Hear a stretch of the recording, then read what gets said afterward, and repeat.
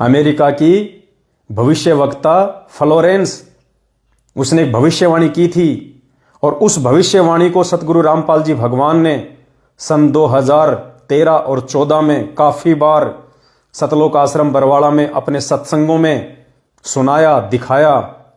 पुण्यात्मा, उस भविष्यवाणी में से मात्र 1-1.5 मिनट का सत्संग जो अभी आप सुनने जा रहे हैं, वो सत्संग ये क्लियर कर देगा उन आत्माओं को जो होश में हैं, जो भक्ति करना चाहती हैं, जिनको इसी जन्म में मोक्ष की भूख है, जो सही और गलत का निर्णय करना चाहती हैं, जो अनजाने में नाम दीक्षा तो ले चुके हैं लेकिन उसके बाद सही और गलत की जानकारी लेने की उनके अंदर चाहत है। वो आत्माएं इस परमपिता परमेश्वर का वो 2 मिनट का सत्संग ध्यान से सुनिए, ध्यान से। पुण्यात्माओं, इन पे बिल्कुल भी ध्यान मत देना। ये जो कमेंट्स आ रहे हैं, ये कुत्ता भौंक रहा है, ये गुरुद्रोही है, हरामखोर है, इसका पिटने का दिन आ गया, इनको भूल जाओ। आप इनकी तरफ ध्यान मत दो। दास ने आपको पहले ही एग्जाम्पल दे दिया। ये मानसिक रोगी हैं, ये भगत नहीं हैं। ये वो लोग हैं जिन्होंने जल्दबाजी में नाम दीक्षा ली है, जिन्होंने देखा देखी में नाम दीक्षा ली है, जिनको बीमारी थी और ठीक करवाने के लिए नाम दीक्षा ली है, जिन्होंने अपनी शादियां करवाने के लिए, अपनी रमणियां करवाने के लिए नाम दीक्षा ली है।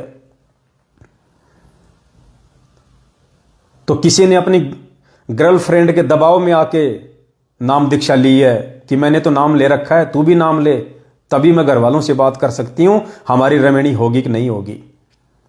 ये उस कैटेगरी के भाई बहन है हमारे, ज्ञान जिनके आसपास भी नहीं है। ये वो लोग हैं, इन लोगों के सामने यदि मैं पवन दास आ जाऊं तो ये मेरे खोपड़ी के बाल उड़ा दें। ये वो लोग हैं, इनमें और कसाईयों में कोई अंतर नहीं है। ये केवल आदेशों के गुलाम हैं, ज्ञान के गुलाम नहीं हैं। इनकी बातों पे आप बिल्कुल भी ध्यान ना दें। परमात्मा ने कहा, कहते को कहीं जान दे, गुरु की सीख तू ले, साकट और सवान को, सवान कहते हैं कुत्ते को, साकट और कुत्ते को उल्टा जवाब ना दे। तो इन भाई बहनों की बातों से आप बिल्कुल भी आहत ना हो। ये हमारे भाई बहन हैं, लेकिन फिलहाल ये मेंटल हैं, ये मानसिक रोगी हैं। अभी ज्ञान की छींट भी नहीं है इनको, ये केवल देखा देखी में हैं। गांधारी की तरह आंखों पे काली पट्टी बांध के बैठे हैं। इनको कोई प्रत्युत्तर मत दो। आप इनको एक कमेंट्स का जवाब दोगे, ये आपको 4 जवाब देंगे उल्टे। तो हम यहां पे ना तो ये कमेंट्स बाजी करने के लिए लाइव आते हैं, ना इस तरह के लोगों की फालतू की बकवादों को देखने के लिए लाइव आते हैं। इनको सुनने दो।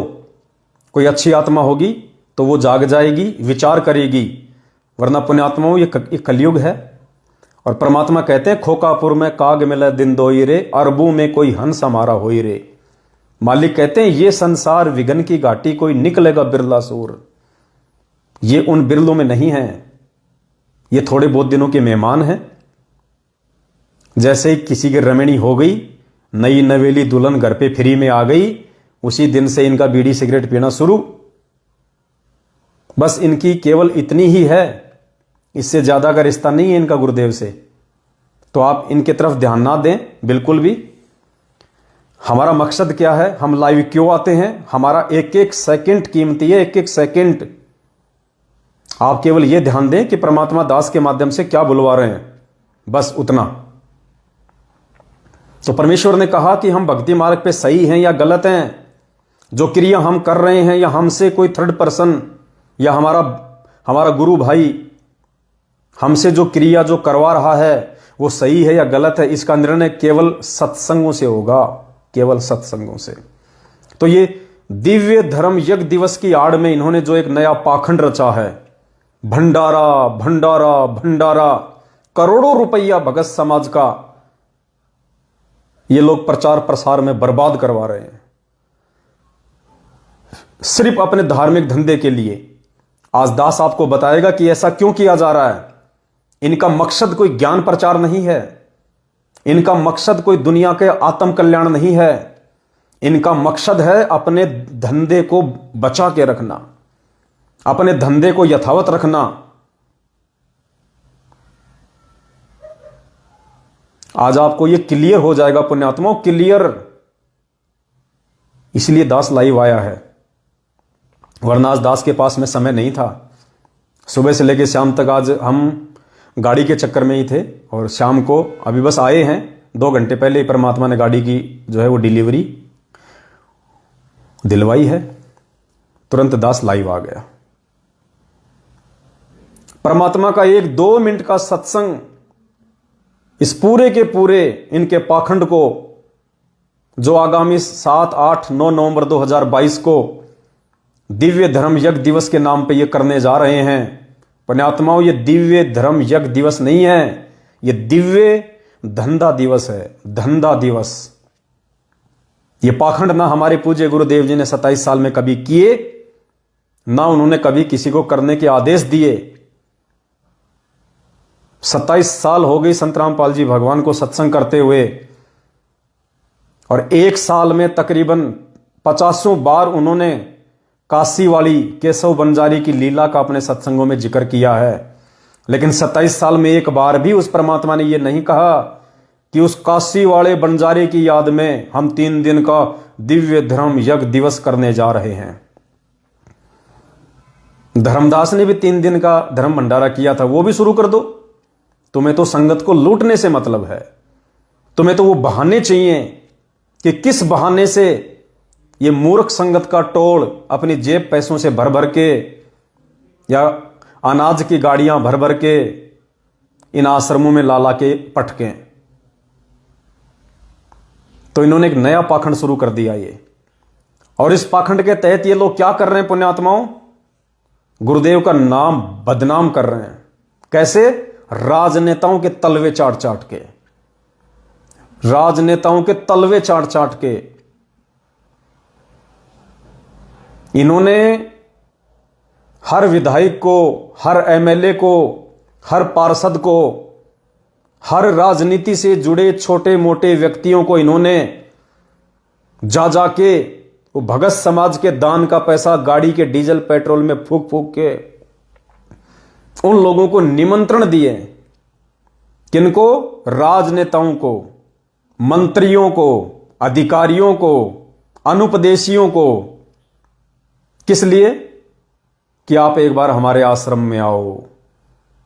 क्यों आओ? दास आगे बताएगा। इनकी मनसा क्या है, इनका स्वार्थ क्या है इन राजनेताओं को, जिनको गुरुदेव ने कभी अपने पैर के नाखून के भी नहीं लगने दिया। उन राजनेताओं को ये जा जा के हाथ जोड़ जोड़ के उनके पैर पड़ पड़ के, साहब हमारे गुरुजी का बहुत बड़ा भंडारा हो रहा है, साहब आप आएंगे तो साहब भंडारे की शोभा बढ़ेगी, साहब आप आइए, साहब वो विधायक भी आ रहे हैं, साहब वो एमएलए साहब भी आ रहे हैं, साहब आप आएंगे तो सर हमें बहुत अच्छा लगेगा सर, 4 चांद लग जाएंगे सर। इस प्रकार से जा जाके ये एक व्यक्ति को निमंत्रण देने के लिए 10-10 की फौज। पुण्यात्माओं, विचार करना आगे आप परमात्मा का सत्संग सुन के। ये सत्संग सुनिए आप परमात्मा का। और दास ने ये सबूत देने की आवश्यकता नहीं है, आप सब जानते हैं। सोशल मीडिया पे बहुत सारी पोस्टें, बहुत सारी फोटोएं डाली जा रही हैं, राजनेताओं के पास जा जाके, पार्षदों के पास जा जाके, सरपंचों के पास जा जाके, विधायकों के पास जा जाके, जो राजनीति में फैल हो चुके हैं उनके पास जा जाके, जो भूतपूर्व मंत्री थे उनके पास जा जाके, वर्तमान के मंत्रियों के पास जा जाके उनको निमंत्रण दे रहे हैं, साहब भंडारा हो रहा है, भंडारा आओ साहब आओ। अरे नालायको, सबसे पहली बात परमात्मा ने कहा कि ये जो भंडारा है वो 5वें यज्ञ में आता है, धर्म यज्ञ में। मूर्खों, ये धर्म यज्ञ उन राजनेताओं के क्या काम का जो अनुपदेशी हैं। अरे 5 यज्ञ परमात्मा ने अपने नाम उपदेशी भगत के लिए बताई है, जगत वालों के लिए नहीं बताई परमात्मा ने। उनको तो बुलाने का कोई मतलब ही नहीं निकलता। परमात्मा ने कहा कि एक भैंस या गाय वो है जो दूध देती है, और एक भैंस या गाय वो है जो दूध नहीं देती है। तो परमात्मा ने कहा कि अच्छी खुराक उस गाय या भैंस को दी जाती है जो दूध देती है। उस गाय या भैंस को नहीं खिलाया जाता अच्छा चारा जो दूध नहीं देती है। ये राजनेता तुम्हें क्या देंगे, ये अनुपदेशी तुम्हें क्या देंगे? लेकिन उन अनुपदेशियों के लिए भंडारा किया जा रहा है, ये भक्तों के लिए भंडारा नहीं किया जा रहा। ये भंडारा पुण्यात्माओं भक्तों के लिए नहीं है। ये भंडारा इन राजनेताओं को अपने आश्रमों में बुलाने के लिए है। एक सुनियोजित प्लानिंग के तहत। आगे बताएगा आपको दास इनकी प्लानिंग क्या है। अगर इनकी मनसा यही होती ये धर्म यज्ञ करने की, ये धर्म भंडारे करने की, तो 8 साल हो गई परमात्मा को जेल गए हुए। 2014 से आज 2022 तक हर जिले में, हर तहसील में, हर स्टेट में जो सत्संग होते हैं उनमें चाय और बिस्कुट नहीं देते ये। अरे भगत समाज का पैसा, और भगत समाज को बेचारे को केवल चाय और बिस्कुट, ढंग से उनको पेट भर भोजन भी नहीं दिया जाता। और ये अनुपदेशियों को, बिना दूध देने वाली भैंसों को ये लड्डू और जलेबी। पुण्यात्माओं इसी से निर्णय कर लो ये तुम्हारे हैं या ये किसी और के हैं।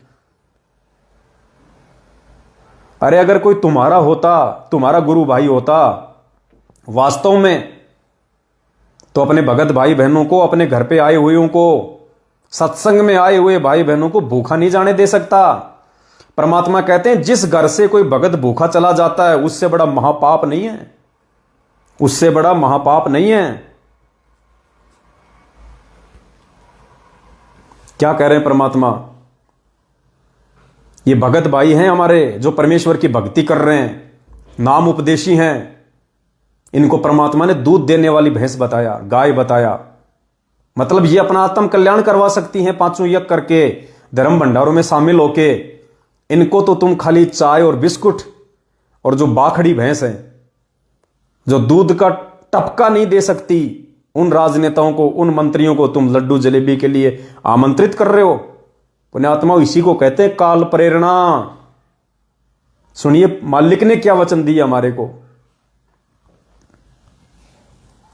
और एक तो दूध वाली गाय ने ये बिनौले खवावे, और एक बिना दूध वाली ने खवावे, तो अंडरस्टूड है उससे क्या लाभ होगा, क्या हानि होगी। कोई ना खवावे बिना दूध वाली ने बिनौले। तो ये जो भगत है ये तो दूध वाली भैंस गाय समझ लो, और बिना भगत है वो वैसे। लेकिन खाना द्वार पे आपके कोई आ जा, रोटी अवश्य खिलावे, प्रार्थना 100 बार करे, भोजन पाओ। द्वार पे यदि कोई आ जाए तो उसको भोजन अवश्य खिलाओ, दुत्कारना नहीं है। मालिक ने यह नहीं कहा कि जो अनुपदेशी लोग हैं उनको जबरदस्ती पकड़ पकड़ के लेके आओ कि आजा लड्डू जलेबी बन रहा है, आजा लड्डू जलेबी बन रहा है।